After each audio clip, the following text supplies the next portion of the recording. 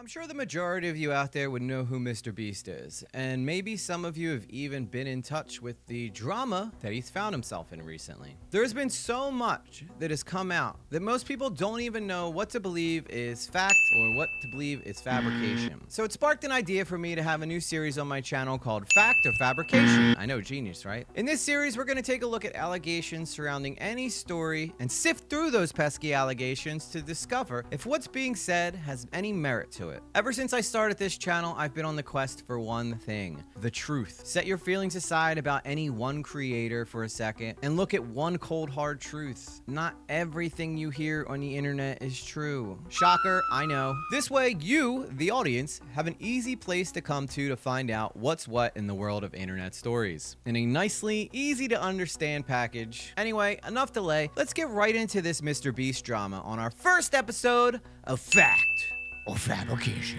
Mr. Beast, or Jimmy as most of you know him, has climbed the top of the YouTube mountain through sheer determination. For the majority of Mr. Beast's career, he's been pretty well regarded among the audience and by the greater YouTube community as a whole. But we're not here to talk about Mr. Beast's career. Instead, we're here to focus on all the drama surrounding his career right now. This drama started when a small YouTuber by the name of Prism 42 put together what some would call a classic YouTube video, just sitting on a park bench with a bunch of papers and a camera. The sound was crappy, the wind was swirling in the background, the production was anything but professional. However, what was on these papers would be the catalyst to this whole entire drama. I would like to say how everything happened, and I want to say this because people are going to say that Chris Tyson thinks he's a woman or he's transgender. They're going to say that's the sole reason that you went after him.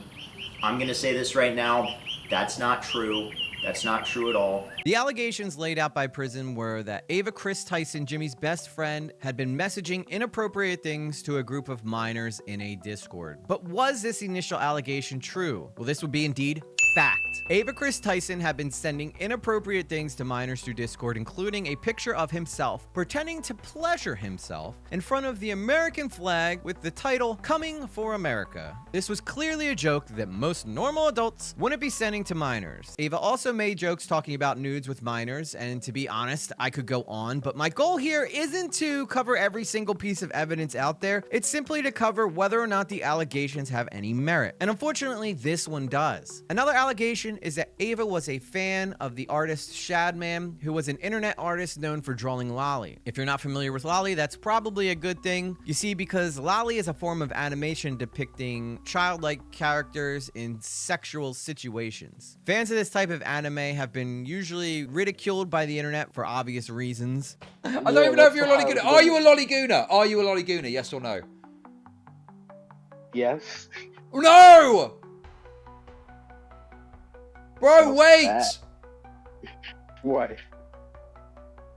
Why did you say that? Portraying childlike characters, whether animated or not animated, in any sexual situation whatsoever, is likely to raise a few eyebrows from many. But yet again, we find this to be fact that Ava did have a Shadman lolly art hung in the apartment that he shared with Jimmy, aka Mr. Beast. The next allegation was that Ava Chris Tyson groomed minors in his Discord. Now, this one's tricky because it's not as black and white as you may think. This depends on several factors. Like, what is your definition of grooming? Some say he did, some say he didn't. In nuanced cases like this, the best I can do is just share what the victim said. And in this case, Lava, who is the alleged grooming victim, states that this was a lie initially. Then, as pressure mounted against Ava, Lava began to backtrack and admit that what went on in that server was not appropriate. So take from that what you will. Like I said, unfortunately, given the back and forth nature of the allegations and victims' statements, it's hard to say definitively whether or not Ava actually groomed anyone. Now it's time to move on from Ava Tyson to the man himself, Mr. Beast. I'm about to show you what a $500,000 experience experience looks like. AKA Jimmy Donaldson, the #1 YouTuber in the whole entire world. Jimmy has had many allegations thrown at him, primarily from a newer creator named Dogpack 404, who was an apparent Mr. Beast employee, and a large creator known by Rosanna Pansino, who has had issues with Mr. Beast since a hide-and-seek game Pansino participated in where she claimed she actually finished 3rd before Logan Paul, but in the video, Jimmy claimed that she finished 4th. Heartbreaking, I know. Pansino initially received a lot of blowback for complaining about something that many felt to be trivial. Pansino eventually released an apology for the way that she acted after the video came out, but ever since these new allegations have surfaced, she's been making it her mission, hell, her whole prerogative, to go after Mr. Beast in every single video she makes, with everything she has. Before we look at Rosanna Pansino, though, let's first look at Dogpack 404. He's changed the formula again to where it has mostly the same ingredients as Hershey's, and this initial ad for Feastables where he calls it healthy is still getting millions of views a month. A former Mr. Beast employee who shot to relevance after releasing a scathing 1-hour video about Mr. Beast's misdeeds. It later came out that Dogpack wasn't exactly honest about how long he actually worked at Mr. Beast, though. You have no understanding of the inner workings of Mr. Beast, given that you were only spent 3 weeks at the company on a trial basis before you were fired for conduct even you have characterized as inappropriate. You did not make it to the end of your 90-day trial period without repeatedly ignoring your supervisor and then attempting to secretly spend company resources on something you described as a toy. Now I know that the fact that Dogpack only worked for Mr. Beast for 3 weeks is going to come as a surprise to some of you. And honestly, I don't blame you. So while yes, he was on a 90-day contract from Mr. Beast, he was terminated before he could fulfill the remainder of his contract, for apparently getting upset that he could not get an Apple Vision Pro to use at work. I'm serious. In this video, Dogpack accused Mr. Beast of running illegal lotteries. Mr. Beast lies to build trust with his audience. I want to go on to explain how he exploits that trust for profit through running illegal lotteries, Fattening up America, giving children diabetes, with Beastables, and faking his competition videos. Mr. Beast fakes his videos in ways that are worse than you realize. I say that because he's been exposed for faking videos before, and the common response is, why does it matter if the videos are fake? They're just meant to be entertainment. A large part of Mr. Beast's brand is the fact that he doesn't fake videos. I remember when I first started seeing your videos, I was like, this shit's gotta be fake. Oh yeah, it's a dude, huge problem for us now. I actually have to dial back my content sometimes just so people think it's real. By hiring employees instead of random subscribers like he had claimed he did. We always fly subscribers down. They never fly random subscribers down. So let's quickly just go through those allegations. Did Mr. Beast run illegal lotteries? Fact. Mr. Beast did indeed run illegal lotteries at first.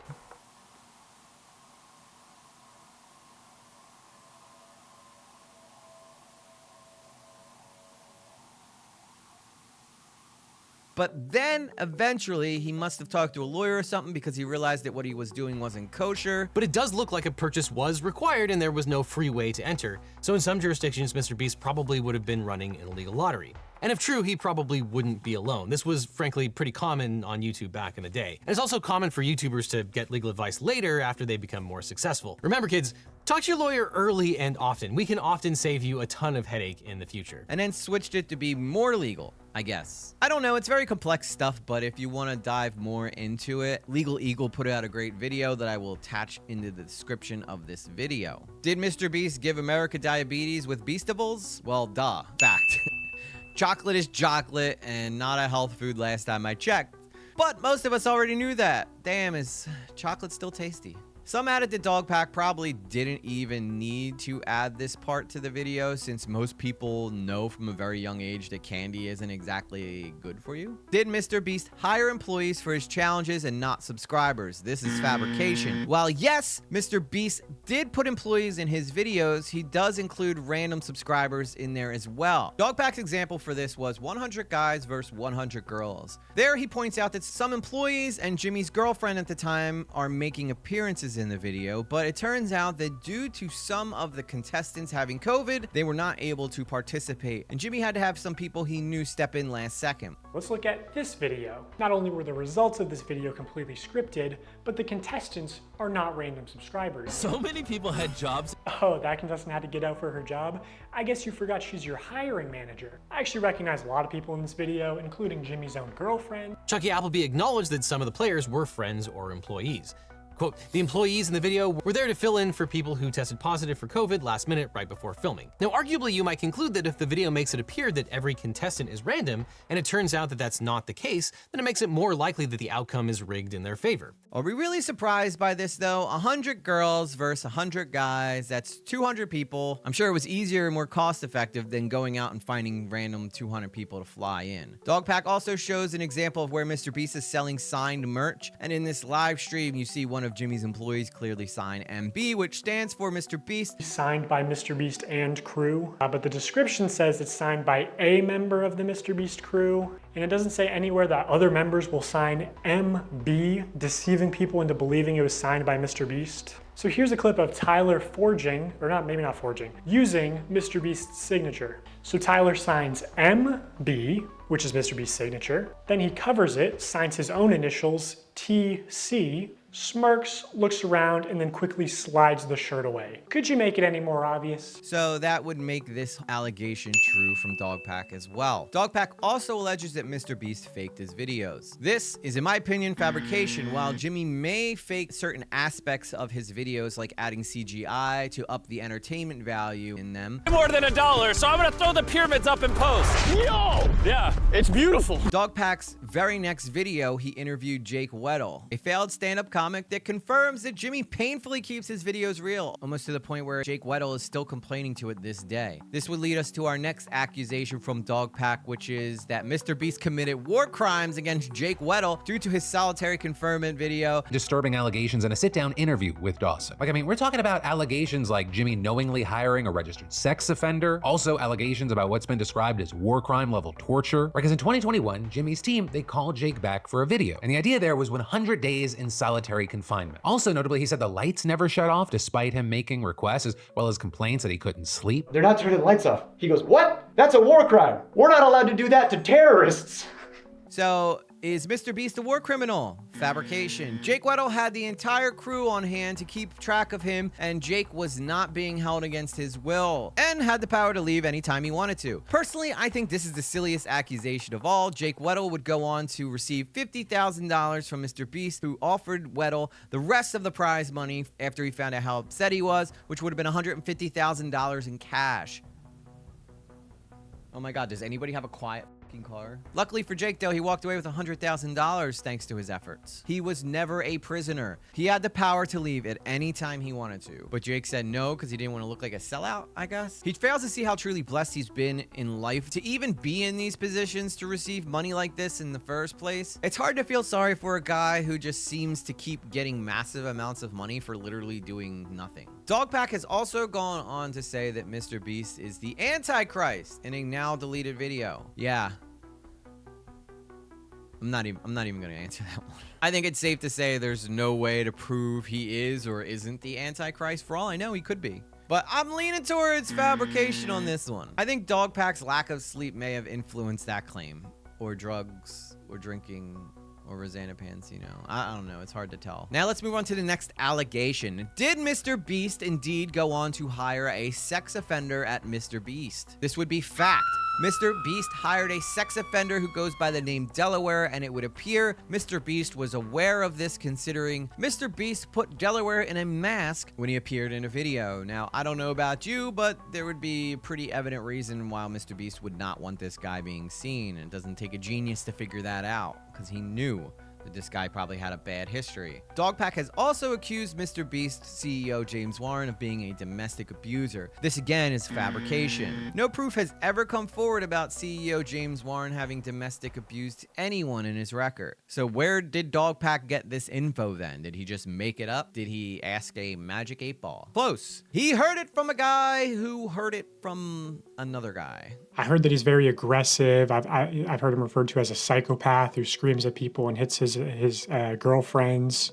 There's allegedly domestic violence charges that were filed against him. And I say allegedly because it turns out there's a lot of people in North Carolina named James Warren who assault their girlfriends, I guess. So I'm still having people look into these cases. No, I wish I was lying. But apparently rumors in the Mr. Beast organization ran rampant, and it turned out to be nothing more than office water cooler talk. Dogpack did end up walking back these allegations in the end, though, and Twitter let him have it for his reckless way he just throws around allegations against people now that he has a huge audience and he could easily just destroy someone's life. Dogpack also had similar allegations against an employee by the name of LaCoya Hill at Mr. Beast. He was accused of being inappropriate towards employees of Mr. Beast. These claims, too, have never been proven, so we would have to say until more information comes out, if it ever comes out, these two are fabrication. Now let's move over to Rosanna Pansino, the A-log and by far the biggest hater of Mr. Beast on the whole entire internet. I mean, seriously, this girl is a professional Mr. Beast hater. She has made quite a lot of accusations against the biggest YouTuber in the world. Pansino and Beast's history stems from a controversy that started during Mr. Beast's Creator Games, where Rosanna Pansino claimed that she finished in the top 3 of all contestants in an arena-wide game of hide-and-go-seek. Pansino claimed that Mr. Beast manipulated the results to make sure that she looked like she finished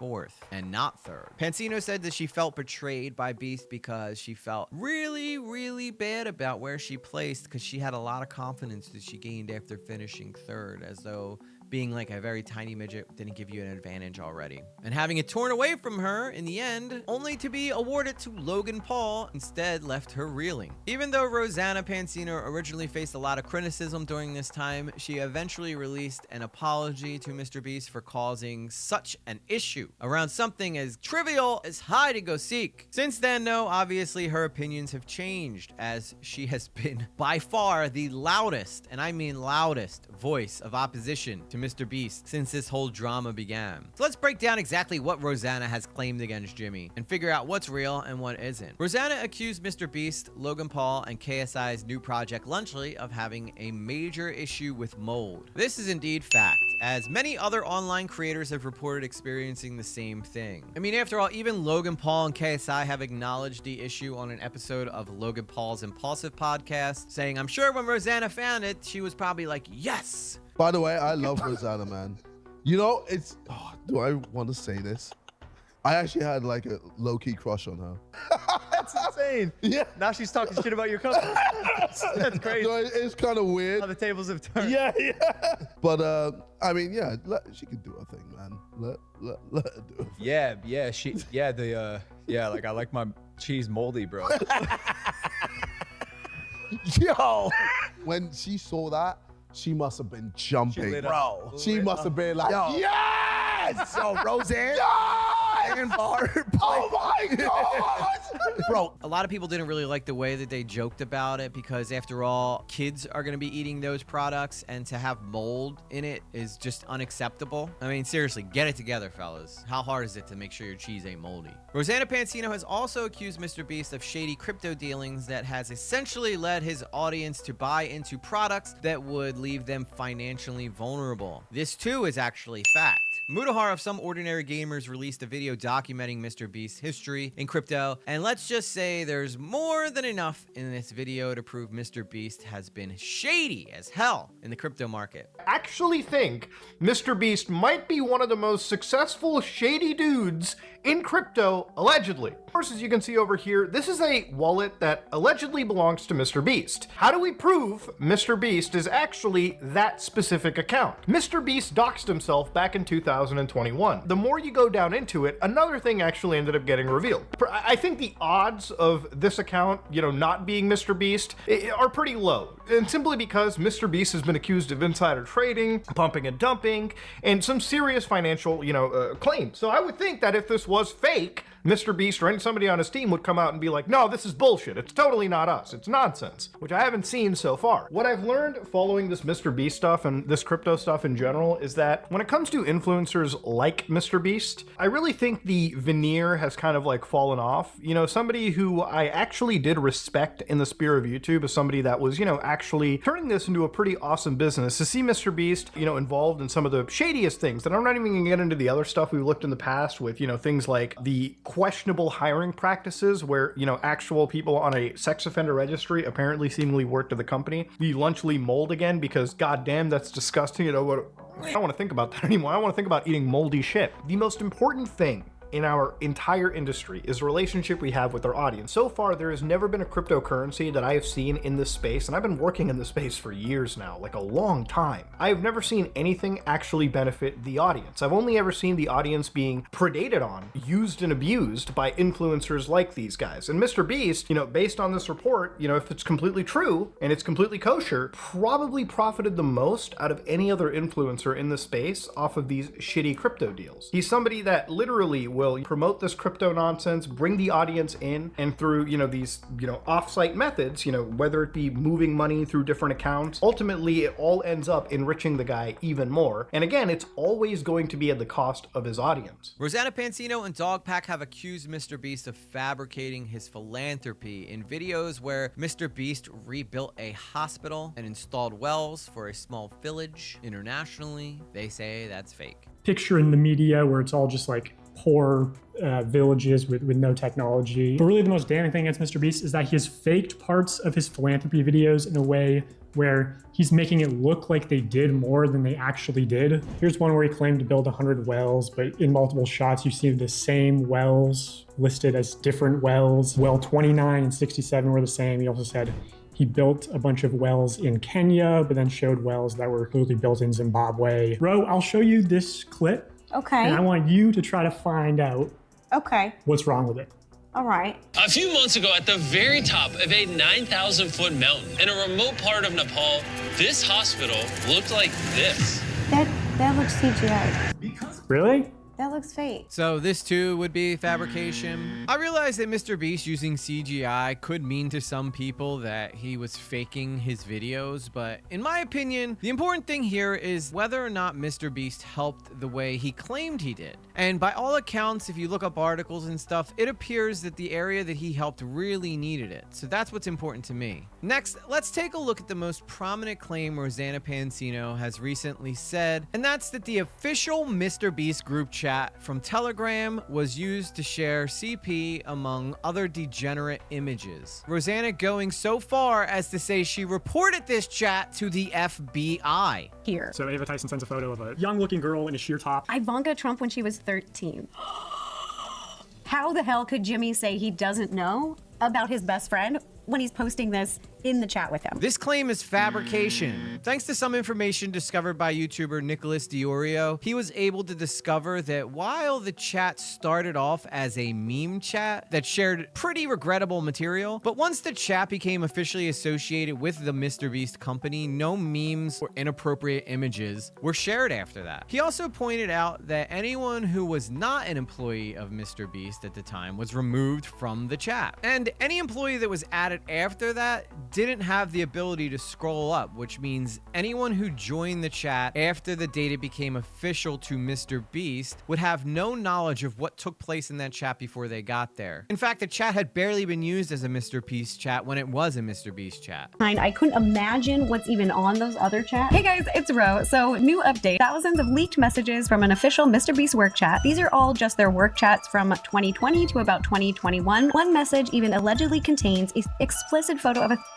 year-old. Again, this is a work chat, which is apparently very important for a work chat. Good afternoon, everybody. I just wanted to provide a little context before playing this segment, just to translate it a little bit better for VOD watchers. This segment was recorded describing events in chronological order. The big reveal punchline doesn't really work well in a video format where this segment can be watched anywhere from a year to 2 years from now or something. In this segment, we're watching the two lead Mr. Beast investigators reviewing what they believe to be altered CSAM material. And they do this in an extremely inappropriate fashion. With that being said, within 48 hours of Rosanna and Dogpack's video being released, they were forced to issue a retraction. Well, Dogpack has. Even though we now know the alleged CSAM is actually a picture of an adult, Rosanna Pansino has refused to update her video at all. No description update, no title update, the segment is still intact. They haven't removed anything or clarified that anywhere where the video is uploaded. So that's why I show the photograph in this video. It is now confirmed that the photo is an adult, but Rosanna and Dogpack did not know this. In fact, they believed the opposite during the creation of this video. Now, the interesting thing here is that Dogpack and Rosanna Pansino, in their attempts to go after Mr. Beast, both seem to acknowledge that they looked at and downloaded uncensored CP of who they thought was a 13-year-old Ivanka Trump, the daughter of former President Donald Trump. By all accounts, though, this doesn't appear to be the case, which in and of itself is a felony. Be careful, Rosanna. You don't want to self-snitch. Dogpack even went on to say that he had more evidence of CP that he would release over time, suggesting he has hard drives with CP on it. I don't know if Dogpack really knows what he's saying to the internet here, but... And by the way, I have access to thousands of work chats that have not been leaked yet, and I'm gonna start leaking them,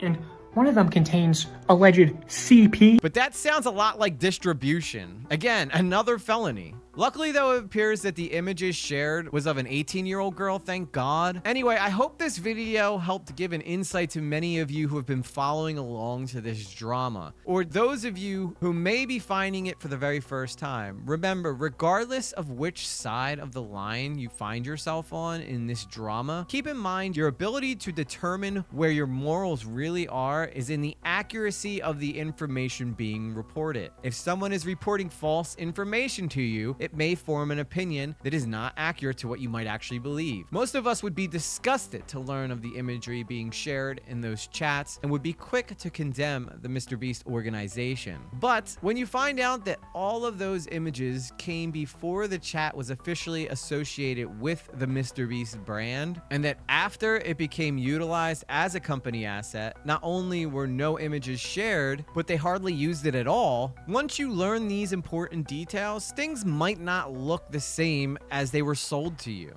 With that said, though, regardless of whether this chat was associated with Mr. Beast or not, sharing CP in any form is not only illegal, it's fucking disgusting, even if you were doing it to prove a point. Now, whether any of this actually qualified as CP is anyone's guess, as the images have been censored. And not for nothing, but I'm not about to go looking for proof myself. Next thing you know, I'm gonna be arrested. Plus, that's a disgusting thing to even have in your search bar. Remember, though, the truth is important. At the end of the day, it's all we have. Take care.